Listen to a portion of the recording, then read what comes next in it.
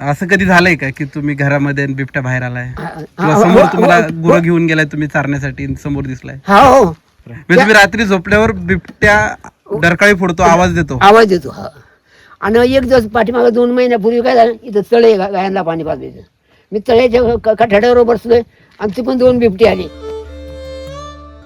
नमस्कार मित्रांनो, आज मी तुम्हाला अशा एका व्यक्तीची भेट घडवून देणार आहे ज्याची कहाणी ऐकून कदाचित तुमच्या डोळ्यातही पाणी आल्याशिवाय राहणार नाही. पुणे जिल्ह्याच्या खेड तालुक्याच्या दुर्गम डोंगरात सभोवताली घनदाट जंगल आणि खडतर वाटा अशा ठिकाणी एकटे राहतात 85 वर्षीय खंडे बाबा. त्यांचे घर म्हणजे दगड मातीच्या भिंती आणि जुने कौलारू छप्पर. ना कोणती मोठी सोय, ना कोणाचा आधार, पण एवढ्या कठीण परिस्थितीतही बाबांच्या चेहऱ्यावर कधी दुःख दिसत नाही.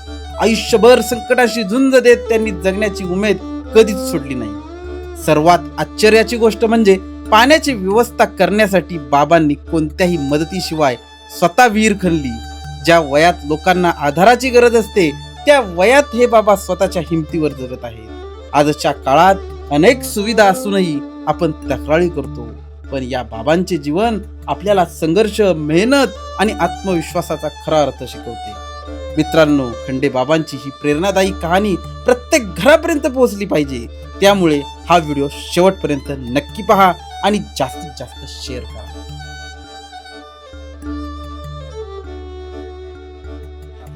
लोकांच्या विहिरींची 25-30 विहिरींची कामं केलेली आहेत आम्ही. बांधकामं सुद्धा आणि एरे खाली खोदून दिल्यात.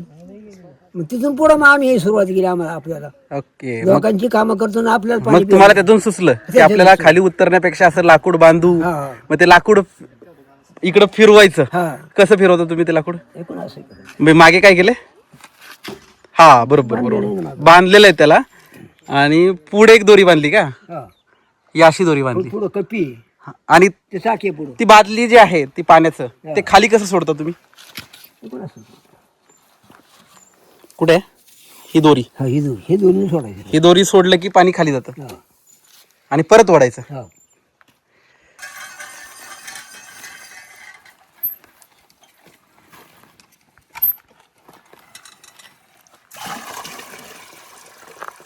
आज आपण या व्हिडिओमधून एका 85 वर्षीय जिद्दी आणि नेहमी हसतमुख राहणाऱ्या बाबांची प्रेरणादायी कहाणी पाहणार आहोत. अत्यंत खडतर परिस्थितीतही त्यांनी कधीही हार मानली नाही आणि आजही ते आनंदाने जीवन जगत आहे. हा व्हिडिओ बनवण्याचा माझा एकच उद्देश आहे. या व्हिडिओमधून मिळणारे उत्पन्न बाबांच्या घरासाठी आणि त्यांच्या मदतीसाठी वापर, तसेच अधिकाधिक लोकांनी मदतीचा हात पुढे करावा यासाठी सर्वांना आवाहन करते. हा फक्त एक व्हिडिओ नाही, तर माणुसकीचा आणि प्रेरणेचा एक छोटासा प्रयत्न आहे. त्यामुळे हा व्हिडिओ शेवटपर्यंत नक्की पहा.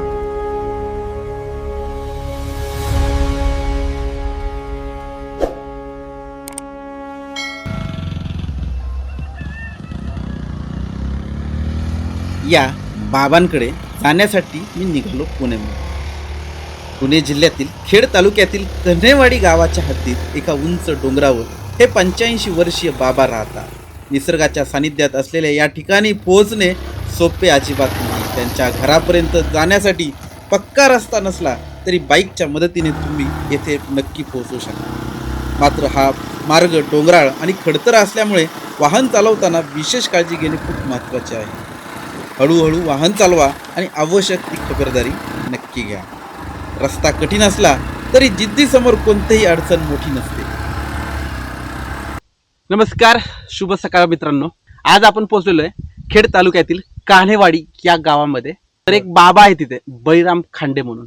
एकदम डोंगर, सह्याद्रीचा एकदम कडा डोंगर आहे आणि या ठिकाणी हे बाबा राहतात आणि त्यांना आज मदतीची खूप गरज आहे. आपण जर बघितलं ना, सगळीकडं असं काही जंगल नाही आहे, ते उंच डोंगर आहे, चांगला सह्याद्रीचा एकदम डोंगर पर्वत भाग आहे. आणि इथे जर बघितलं ना तर झाडं नाही आहेत, त्यामुळे इथे पाण्याचा खूप कमी स्रोत आहे आणि त्यांची परिस्थिती गरीब आहे. आता बळीराम खांडे बाबा आहेत, त्याचं घर तिथं आहे. आपण तिथे जाणार आहोत आता आता आपण इथे आलोय, येताना तुम्ही बघितलं की रस्ता किती अवघड आहे, येणं खूप अवघड आहे. तुम्हाला बाईक आणली तर बऱ्यापैकी येताल तुम्ही, त्यात पण पडायची शक्यता जास्त आहे. आता आपण इथे आलोय, प्रत्यक्ष त्यांची परिस्थिती जाणून घेऊयात आणि त्यांच्याशी आपण बोलूयात. तिथे कसे राहतात, त्यांच्या अडचणी काय त्याही जाणून घेऊयात आणि त्यांना मदत करण्यासाठी मुळात आपण इथे आलो आहोत. आणि आपला मुख्य हेतू आहे की आम्ही तर मदत करतोय, पण तुम्हीही मदत करा. त्यासाठी आम्ही तुम्हाला डिटेल देणार आहे. तुम्ही प्रॉपर इथे येऊन मदत करू शकता किंवा इथे मदत कशी पोचवायची तर तो सुद्धा मार्ग आहे. ज्या दादांच्या मार्फत आपण इथे आलोय तेही आपल्या सोबत आहेत, त्यांचाही नंबर मी तुम्हाला देणार आहे. त्यामुळे इथे मदत पोचवणं सहज सोपं आहे. तर चला आता आपण बाबांच्या घरी जाऊ. येथील माळ रानावर गाडी लावली आणि मग चालत जायला सुरू. गाडीपासून घराचं अंतर खूप जवळ होतं, पण चालताना एक गोष्ट जाणवली की या उंच डोंगरावर अशा ठिकाणी हे बाबा राहतात आणि ते पण एकटे. हेच पाहून खरंच खूप मोठं आश्चर्य वाटतं.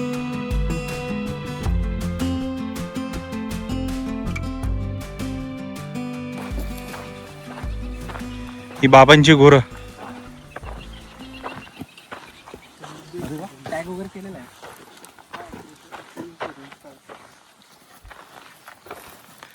चल या. वाईट अवस्था आहे, पण बघा ना, म्हणजे खाणं पिणं नाहीये. पावसाळ्याशिवाय खाणच नाही. बिंदास एकदम जावा. हे मला वाटतं ही गिर आहे आणि ही पलीकडची कांकरेज, कारण ती शिंग मोठी आहेत. नंदुबाईला हा खायला काही नाही ना इथे. नाही, सुकलेलं त्याच्यावर भीषण अवस्था आहे. ही कांकरेज आहे, शिंग मोठी आहेत. दीपक दादांनी बाबांना सांगून ठेवल्यामुळं बाबा आपल्याला बाबा भेटले. आलो भेटायला तुम्हाला. दीपक दादांनी आणलं, म्हणलं चला. ठीक आहे ठीक ते रानात गेलो बरं आहे ना? आहे. हा, बरं. बरं आहे ना बाबा? हा, ठीक. बाहेर रानात गेलता का तुम्ही? ते धामणीचा पाला आहे, ते बकरांसाठी आणतात. अच्छा, त्याच्यात खूप हा, बकऱ्या आवडीने खातात. आणि भरपूर त्याच्यात घटक असतात. काय असतं? ताकद अशी ताकद असते त्याच्यात. अच्छा, आपल्या पेंड्याच्या याच्यासारखं रत्ती पण आवडत नाही. हा, नाही म्हणजे दूध वगैरे जास्ती देतात. सगळं सगळं सगळं म्हणजे तुम्हाला रतिबापेक्षा हे तुम्ही बकरींना जास्त चारता. हा हा बाबा हे आता कुराडीचा दांडा आहे, तो धामणीचाच आहे. हा दामणीचं आहे. मला एक सांगा, तुमचं वय किती आहे? आई 85 आलेली आता. 85 असेल. तुम्ही इथं या जंगलात एकटे राहता. किती वर्ष झालं इथे राहता? आता ते 40 वर्ष झाली. 30-40 वर्ष एकटेच? आम्ही दोघं भाऊ. दोघं भाऊ. हां हां, मग ठीक आहे, मग ठीक आहे. आता इथे तुम्हाला कसा अनुभव आहे? काही जंगली प्राणी वगैरे, काही बिबटे हा सगळे सगळे सगळे सगळे सगळे भेटतात, पण आपल्याला त्रास देते नाही काही. त्रास देत नाही? असं कधी झालंय का की तुम्ही घरामध्ये आणि बिबट्या बाहेर आलाय किंवा समोर तुम्हाला गुरं घेऊन गेलाय तुम्ही चारण्यासाठी आणि समोर दिसलाय? हा हो झालं असं बरं? मी जीवन झोपलो, हा. तिकडे ओरडायचं. बापरे. म्हणजे तुम्ही रात्री झोपल्यावर बिबट्या डरकाळी फोडतो, आवाज देतो? आवाज येतो. हा. आणि एक दिवस पाठीमागे 2 महिन्यापूर्वी काय झालं, इथं तळे गायांना पाणी पाजवायचं. मी तळ्याच्या कठाड्यावर बसलोय आणि तिकडून 2 बिबटे आले. ते त्यांची मारामारी झाली. ती एक असं 1300 गेला ना, ह्या त्या बांधणीचे असं एक तिकडे गेला. आता किती गुरं आहेत तुमच्याकडे? हा एक 8 आहेत. 8 गुरं आहेत. आता पाण्याची इकडं वाईट अवस्था आहे, पण मग पाण्यासाठी तुम्ही काय करता त्यांना त्या विहिरीवर? आहे आपल्या विहिरीवरती. तिने तिथं ओढून पाजायचं, पण डग मावली कधी चोठा नाही. मग ते विहिरीत उतरायचं तुम्ही, पाणी काढायचं बाहेर? नाही नाही नाही. मग बादली, हा. डबडे एकदा डबडे असं खेचतो आम्ही. खेचायचं. हा. पण एवढ्या जनावरांचं तुमचं भागतं का? हा जेवढं मागवतं आमचं वागून 2 बॅरेल पाणी 4 बॅरेल वरून पाणी काढायला लागतं. एका टायमाला 2 बॅरेल गुरु पाणी पिण्याचं. हा. जरा जर अजून ती विहीर व्यवस्थित केली तर तुम्हाला बरं होईल, नाही का? बरं होईल तर माझ्या मध्ये इथं पाणी येईल. हा, ढासळली आहे ना, बरीच ढासळली. ढासाळली. ती विहीर किती जुनी आहे ती? आमच्या हातानच केली रे. तुम्ही स्वतः विहीर केली ती? हा, हाताने स्वतः. खोदलेली आहे. पारीच्या सुरंगाने केली. म्हणजे ती अगोदर विहीर नव्हती, नव्हती, पाण्याचा नव्हती. झरा असेल. त्यावेळेस अवजार नव्हती कुठं. खाली दर्यातून पाणी आणायचं, डबं भरून प्यायला. मग तुम्हाला पाण्याची अडचण होती, लय पाण्याची अडचण. त्याच्यामुळे तुम्ही स्वतःच निर्णय घेतला आणि स्वतःच विहीर खाण्याला सुरुवात हा, हो. केली. मग तुम्हाला असं कळलं कसं काय तिथे पाणी लागू शकतं विहीर खाण्याला? पाण्याला नंतर आणला. हा. पण एक चुलत भाऊ होता आमचे, मास्तर झाली गुरुजी आहेत, हा, पुतणे भावाचा पोरगा. आणि ते त्यांचं म्हातारा भेटाय आलं मला इथं बैल चालीच होती इथं. बरं. आणि ह्या बांधणीच्या वर विहिरीच्या थोडच्या वरती आम्ही बसलो हा. म्हणजे 5 वाजता पाठक मुक्कामीच होती ती. आणि ते असं खाली म्हाताऱ्याला वाढलं आता म्हणतो अरे अरे बाळा अरे खाली पाणी आहे तू इकडे कान लावून बघ बरं खुळखुळ खुळखुळ पाणी पाण्यात आवाज यायला लागला. बापरे. हा मंदीचं पाणी आहे म्हणलं आपल्या हातीत आपल्याला पाणी धरता येईल आपल्याला. हा. मार्ग दाखवणार हो व्यवस्थित कोणतरी आपण जंगलात राहतोय तर काय त्याची काय माहिती आपल्याला सांगा तुम्ही. हा.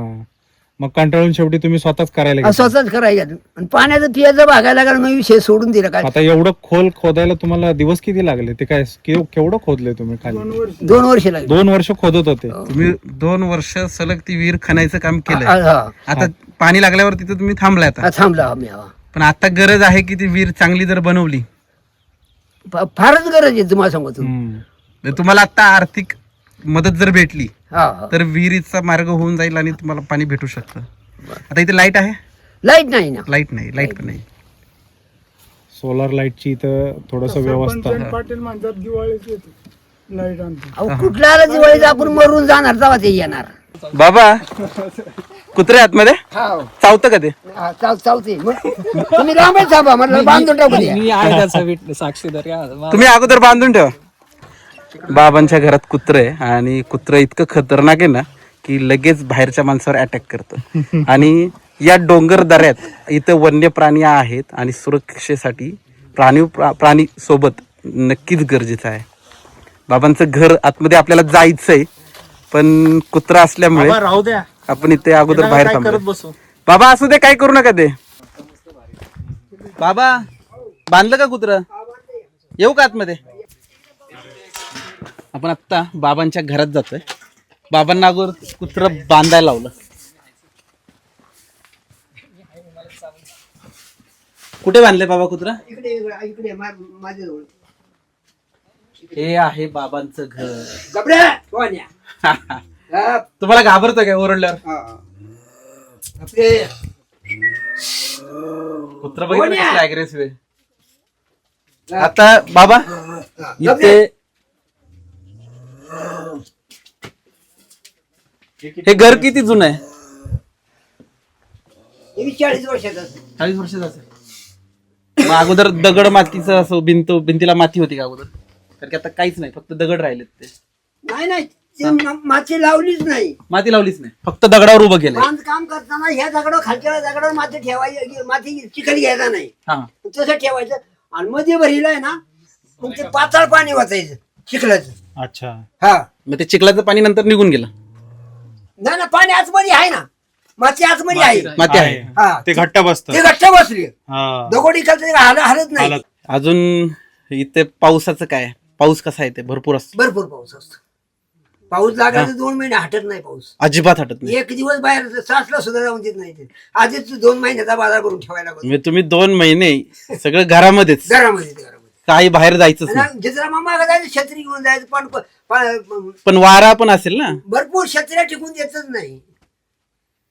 वारा तितकाच आहे, पाऊस तितकाच आहे. हा मग पावसात गुरे पण गायी सगळे सगळे घरातच, हा, सगळे. बाहेर त्यांना सोडायचंच नाही. हा.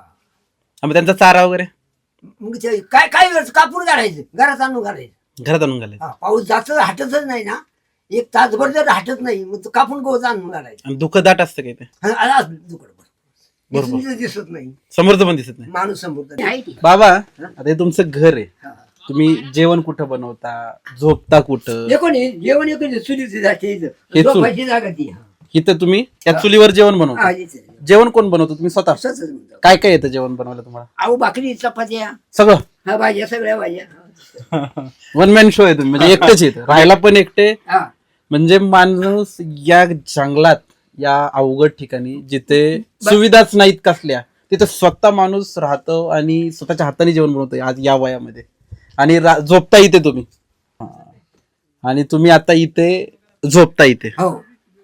मग तुम्हाला आता हे जर घर बघितलं तर कुठं आता काही सगळं पॅक तर काहीच नाहीये. काय पण तुम्हाला जनावरांची भीती वगैरे काय वाटत नाही? काय नाही काही नाही, सगळं एकदम. इंचू काटा काय सर्प वगैरे हे आहेत. माझ्याकडे 5 मांजरे आहेत. 5 मांजरे 5 मांजरे आहेत, 2 कुत्री आहेत. हा, म्हणजे काही कुत्री. यायची काही सवडच नाही इथे काही. हा, म्हणजे तेच तुमचं रक्षण करा. आपण त्यांचं करतात ते आपले करतात. आपण त्यांना खायला घालून वाढवायचं वाढवायचं. आणि ते आपलं प्राण्यांपासून इचुकाट्यापासून रक्षण करतात. मोठा राजा हा सरजा.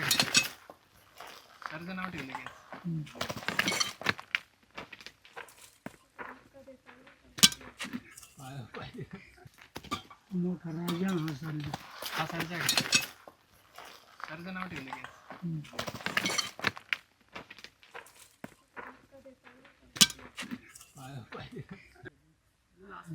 आज ग्रामीण शेती ही बऱ्यापैकी संपुष्टात आली. ती जुनी जी अवजारं होती बऱ्यापैकी आता उपलब्ध नाही आहेत असं म्हटलं तरी चालेल.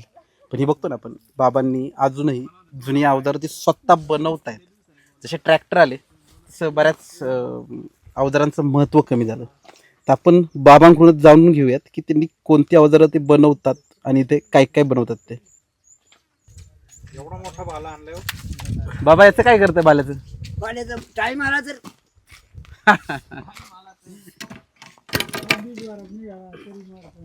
म्हणजे ही सगळी अवजार आहेत ही तुम्ही बनवलेली आहेत.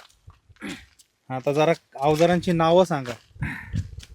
आता बाल्याच माहिती आहे तुम्हाला. हा बाला आहे. भाला. हा ही लाकडं कुऱ्हाडायला कुऱ्हाड मोठा, हा करवत, करवत, हातोडा, वाकस, रंदा, ही पटाशी, ही कानस,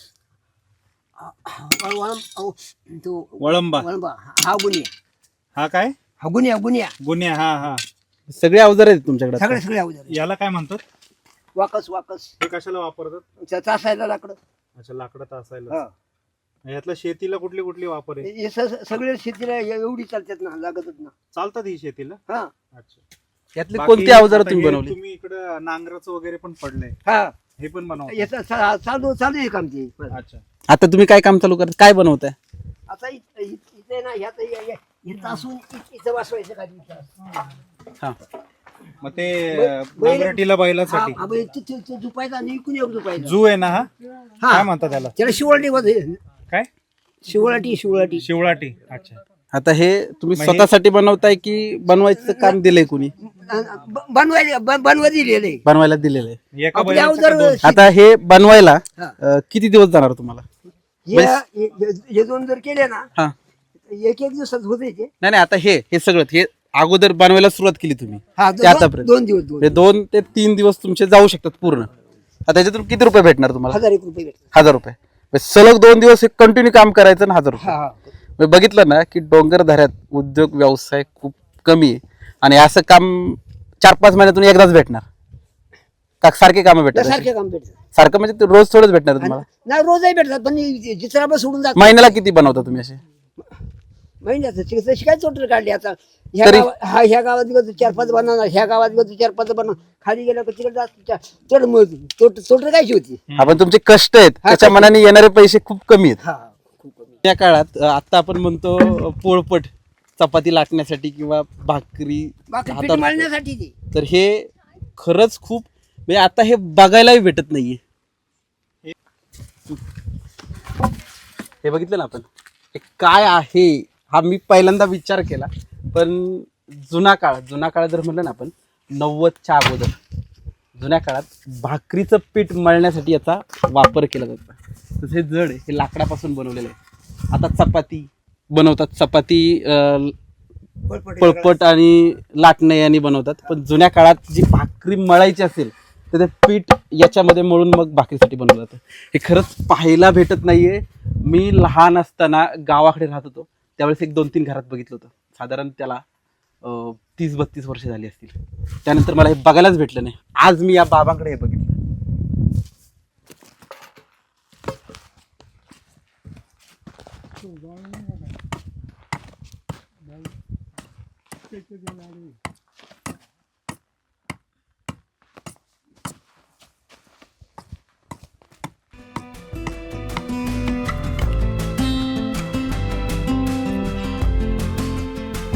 बाबांचे घर बांधण्यासाठी पुढे सरसावलेले युवक दीपक कोबल आणि मिलिंद कोबल हे आमच्या सोबत होते. घर कसं बांधणार आहे आणि पुढील नियोजन काय हे आपण त्यांच्याकडून जाणून नाही घेतलं.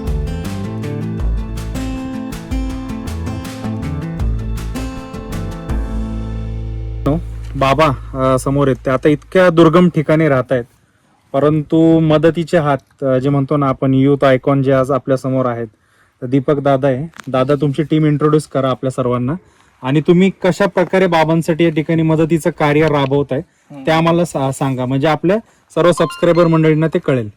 तर आता हे जे काही बाबांसाठी आपण जे काम करतोय घराचं आणि विहिरीचं, त्याच्यामध्ये माझ्याकडे एक व्हॉलेंटिअरिंग टीम पण आहे, काही आर्किटेक्ट मित्र आहेत जे मदत करतात. तर हा माझा भाऊच आहे पियुष आणि प्रतीक, हे दोघं जण आहेत, ते सगळे व्हॉलेंटिअरिंग टीम बघतात. त्याच्यामध्ये 5-6 जण आहेत. ही प्रियांका आहे, प्रियांका आणि अमृता, हे सगळे त्याचं आर्किटेक्ट आणि घर कसं बांधायचं आणि त्याचा जो काही निधी जमा करायचा आहे त्याच्या रिलेटेड ते काम बघतात. आता बाबांचं हे सध्याचं घर आहे, आता राहताय ते, तर मग तुम्ही नवीन घराचा प्लॅन जो म्हणताय तो हा मागच्या बाजूला आहे. आणि प्रियांका ताई आणि त्यांच्या अमृता, ते दोघी जण घराचं पूर्ण बघतात. आता तुम्ही बाबांना मदत करताय, तर तुम्हाला सगळ्यात मुख्य अडचण म्हणजे फंडिंग असेल, बरोबर? मग फंडिंगसाठी तुम्ही काय नियोजन केलंय ते सांगू शकता? ॲक्च्युली 15 ते 20% आम्ही फ्रेंड्स लोकांतून जमा केलेले आहेत आणि बाकी संस्था आहेत 2. सांगा ना, संस्था पण सांगा. त्यांचं एक आपण एक थोडंसं एफर्ट्स टाकले, 15-20% फ्रेंड्स वगैरे आम्ही आम्ही स्वतः आणि फ्रेंड्स स्वतः असं वापर. 15 ते 20% फंडिंग जे आहे ते आम्ही आणि आमचे फ्रेंड्स लोक जे आहेत आमच्या सर्वांच्या मार्फत जमा केलेली आहे आणि बाकीचे 25-30% संस्थांच्या मार्फत जमा केली. तुम्हाला मदत भेटलेली आहे, म्हणजे 50% तरी फंडिंग झालेलं आहे. हो, 50 ते पण मुख्य काम आहे, 50% फंडिंग अजूनही बाकी आहे. हो. त्यासाठी तुम्ही कुठे अजून आव्हान केलंय की काही? नाही, अजून आम्ही म्हणजे सांगितलं नाही कोणाला असं एवढं. व्हिडिओ हेल्पची गरज आहे. हेल्पची गरज आहे. जेवढी कोणाला हेल्प करता येईल तेवढी तुम्ही केली तर चांगली. तर ह्या फंडिंग मधनं मोस्टली आपण बाबांचं घर आणि बाकी तुमच्या डोक्यात काय प्लॅन आहे मग? विहीर वगैरे विहीर आणि बाबांचं घर. विहिरीत ऍक्च्युली 2 प्लॅन आहेत. विहिरीत एक प्लॅन असा आहे की सध्या फक्त गाळ काढून घेणं, म्हणजे एकदम काय म्हणतात, ढासळी आहे ना, तर ते आणि ढासळी म्हणून. आणि अजून म्हणजे प्रतीक वगैरे काही मुलं म्हणाली मला की त्याला रिंग लावणं पण गरजेचं आहे, नाही तर तो सतत गाळ पडत राहणार. सतत गाळ पण पडेल, वारा खूप येतो. आणि विहिरीला कठड्यासाठी काहीतरी करणं जास्त गरजेचं आहे. रिंग्स असतात, रिंग असतात, बरोबर. रिंग्स, तर तो खर्च जरा वाढेल. बरोबर. सध्या आता म्हणजे तात्काळ आपण काय करू शकतो, तर गाळ काढू शकतो, कारण की त्यांना गाळ काढायला खूप मेहनत लागते. परंतु या ठिकाणी आता आपण पाहिलं 2 व्हीलर वर येणं देखील अवघड आहे. तर गाळ काढायला जेसीबी किंवा ट्रॅक्टर ह्या गोष्टी येऊ हा रस्ता आता जेसीबीनेच केलेला आहे, जो आपण इथपर्यंत आलोय ऍटलीस्ट तो जेसीबीनेच. आणि परंतु ते खर्चिक काम आहे, त्यामुळे थोडस आव्हान आहे की फंडिंग ची जास्त या ठिकाणी आणि आता पावसाळ्याच्या तोंडावर आहे आपण, तर हे लवकर पण झालं पाहिजे. जेसीबी एकदा पाऊस झाला की जेसीबी नाही. बाकी या ठिकाणी सोलारचं वगैरे काय प्लॅनिंग तुमच्या डोक्यात? सोलर आम्ही घरातच एक सोलर आपण घराच्या करतोय. वरतीच एक प्लॅन तसं तो स्ट्रक्चरच बनवलं. म्हणजे जे काही आपण फंडिंग रेज होणार आहे त्याच्यातून, तर त्याच्यातून सोलार, विहीर आणि घर ही कामं होऊ शकतात. चला, म्हणजे आव्हान आहे आपल्या मंडळींना पण की 50% फंडिंग ह्या सर्व युथ टीमनी जमवलेलं आहे. तर आपल्यापैकी ज्यांना कोणाला शक्य होईल तर आम्ही दादांचा नंबर शेअर करणार आहोत, त्या नंबरला आपण सर्वांनी गुगल पे वगैरे करू शकता. दादांचा गुगल पे नंबर आणि त्यांचे बँक डिटेल पण आम्ही डिस्क्रिप्शन मध्ये देतोय. तर सर्वांनी आवर्जून थोडी जरी मदत केली, एका व्हिडिओला जर 50,000च्या वर व्ह्यू होत असतील, त्यातल्या 5,000 लोकांनी जरी मदत केली 100 रुपयांनी, तरी खूप मोलाची मदत होणार आहे ही. आणि आपण बघतोय ना या कुटुंबाची परिस्थिती, तुम्हाला व्हिडिओमध्येच पाहिल्यावर समजेल की यांची परिस्थिती कशी आहे, कशा परिस्थितीत तिथे राहतात, हे तुम्हाला वेगळं सांगायची नक्कीच गरज नाहीये. त्यामुळे जास्तीत जास्त लोकांनी मदत करा, कारण की हे खरंच मदतसाठी गरजू कुटुंब आहे.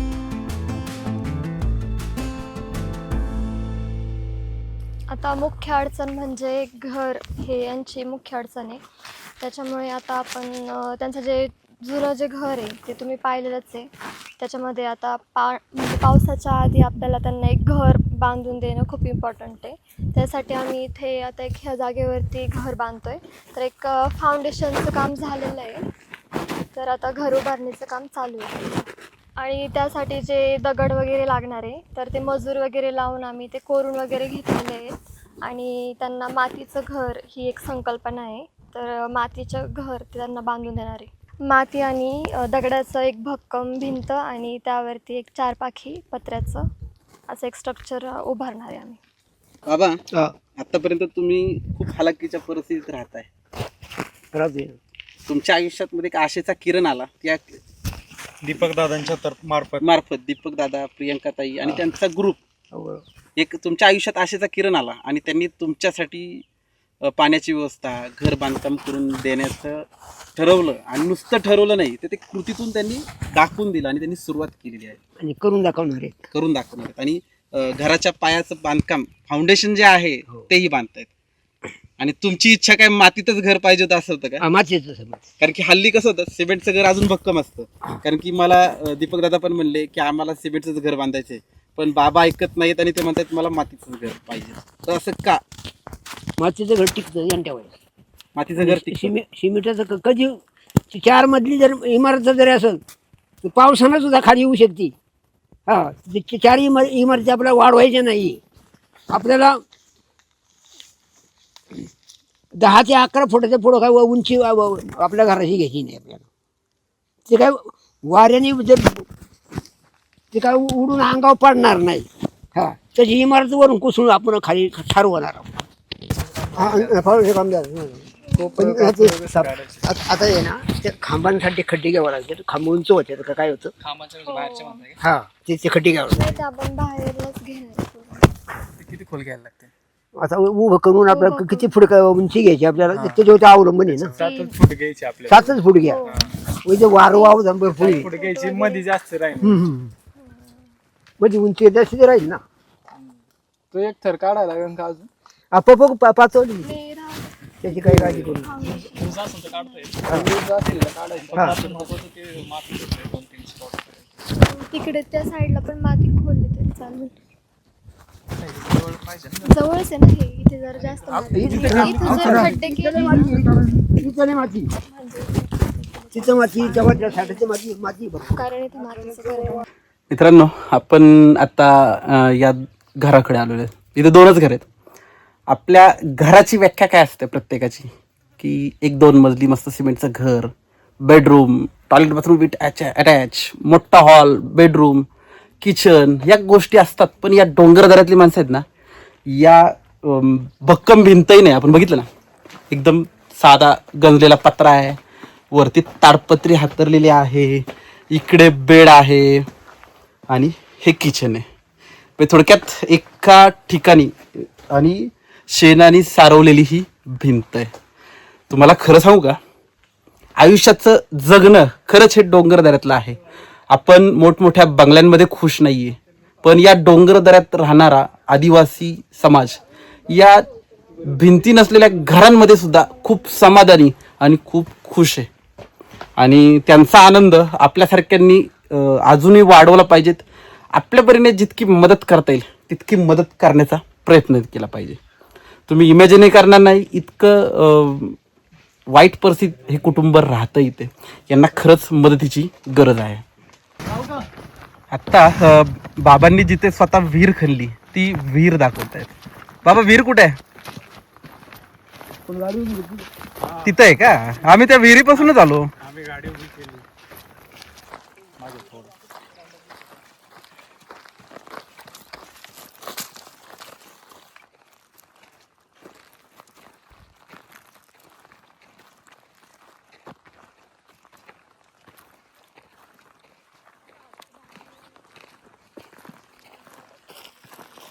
तुमचे जे अँगल घेतलेत ना तुम्ही रील, हे भांडी सगळी इथंच असतात. हे भांडी इथंच असते. मग आता खाली उतरता तुम्ही या विहिरीत? नाही, तू पाणी बरंच खाली आहे. तसं मग काढायचं म्हणलं तर हे कॅन हा लावलेला खाली सोडायचं आणि मग पाणी काढायचं. दिवसातनं किती? तुम्ही आता पाणी काढता इथून, तर कसं काढता पाणी बाबा?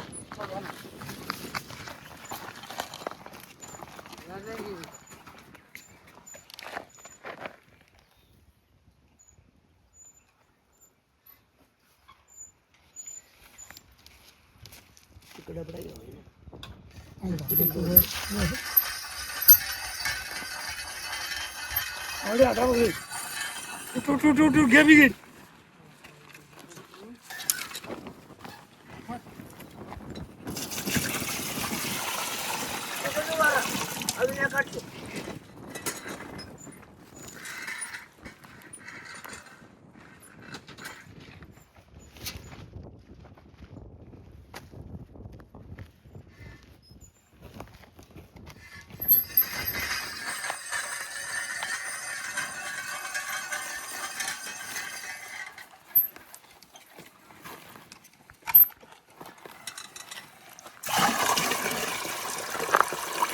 बाबा ही विहीर तुम्ही स्वतः खणायचा विचार केला, पण असं तुमच्या डोक्यात कसं काय आलं की विहीर खणावी आणि खाली आता हे उतरायला विहीर अवघड आहे, मग हे असं काहीतरी बांधावं, हे कसं सुचलं कसं तुम्हाला?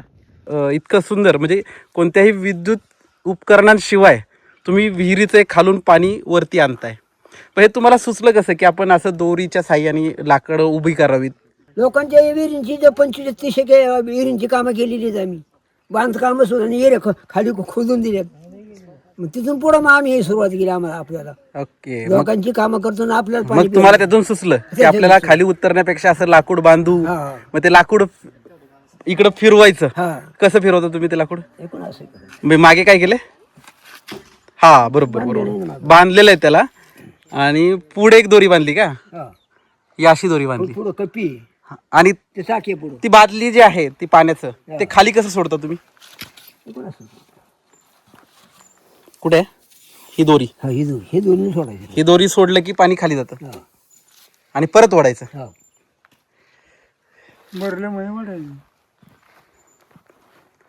हे रोज तुम्ही सकाळी पाणी असंच घेता बाहेर? हा, 2 टाइम गुरांना पावसाळ्यात पूर्ण भरत असेल ना विहीर? हा. फुल चालू राहतो. मग हाताने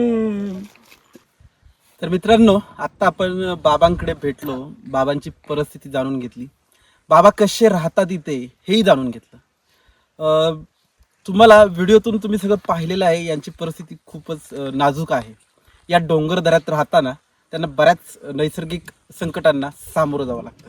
यातीलच मुख्य संकट म्हणजे पाण्याची व्यवस्था. उन्हाळ्यामध्ये पाणी खूपच कमी. ज्या वेळेस पाणी नव्हतं त्यावेळेस त्यांनी स्वतः ही विहीर खणली आणि तिथे पाणी उपलब्ध करण्याचा प्रयत्न केला, पण प्रत्यक्षात ते त्यांच्या कुटुंबासाठी, कुटुंब म्हटलं तर हे एकटेच आहेत आणि त्यांचे भाऊ आहेत, बाकी इतर बाबांना तर कोणी नाही आहे. आणि या परिस्थितीत राहताना त्यांना पाण्याची व्यवस्था व्हावी. आणि आत्ता पण बघितलं प्रियंकाताई आणि दीपक दादा हे सुद्धा खूप मदतीसाठी पुढे सरसावून आलेले आहेत आणि त्यांनी त्यांचं कामही सुरू केलेलं आहे. आम्हीही मदत करतोय आणि तुम्ही हा जर व्हिडिओ बघितला तर नक्की मदत करा. तुम्हाला दीपक दादांचा नंबर डिस्क्रिप्शनमध्ये दिलेला आहे आणि त्यांच्याशी संपर्क साधा. जर तुम्हाला प्रत्यक्ष इथं यायचं असेल तर या ठिकाणचं मी गुगल मॅपचं लोकेशनही दिलेलं आहे आणि दीपक दादांचा कॉन्टॅक्ट नंबरही दिलेला आहे. तुम्ही त्यांना डायरेक्ट दीपक दादांशी संपर्क करून जरी मदत पोचवली तरी चालेल आणि तुम्ही इथे येऊन मदत केली तरी चालेल. हे ठिकाण तसं पाहिलं तर आत्ता निसर्ग संपन्न ठिकाण आहे. जंगल बऱ्यापैकी आहे आणि उंच डोंगरावर आहे. इथे पाण्याची व्यवस्था खूप म्हणजे नाहीत म्हणला तरी चालेल. तुम्ही जर मदत केलीत तर बाबांना त्यांचं घरही स्वप्न पूर्ण होईल आणि पाण्याची व्यवस्था होईल. आपलं एक कर्तव्य आहे की आपण व्यवस्थित सेटल आहोत. आपण जर बाबांना मदत केली तर त्यातून एक चांगलं काम करण्याचा किंवा चांगलं काम तुमच्या हातून घडण्याचा ही चांगली संधी आहे. तर ही संधी सोडू नका. तुम्हाला जे पॉसिबल असेल तुम्ही 50 रुपये, 100 रुपये, 10,000, 1,00,000 जे काही मदत करता येईल ती नक्की करा. तर बाबा येऊ मी आता, भेटू आता परत. जय हिंद, जय महाराष्ट्र. तर आता आपण बाबांना निरोप दिलाय आणि बाबांची भेट आपण मस्त पावसाळ्यात घेऊ आणि त्यावेळेस आपण सेम ब्लॉग पुन्हा करणार आहोत. तर बाबा तुम्हाला मी मगाशी सांगितलेलं आहे तुम्ही मला स्वतःच्या हाताचं जेवण बनवून खायला घालणार आहे.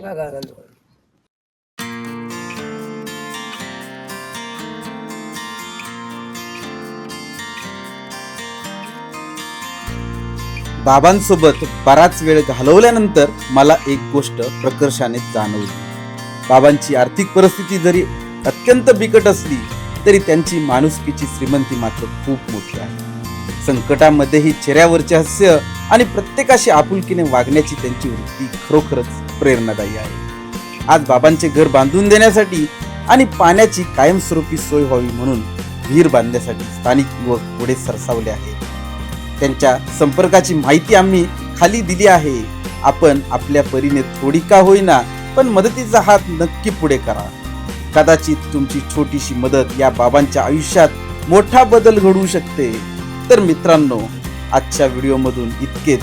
हा व्हिडिओ आवडला असेल तर लाईक, शेअर आणि चॅनलला सबस्क्राईब करायला विसरू नका. मी आता तुमचा निरोप घेतो.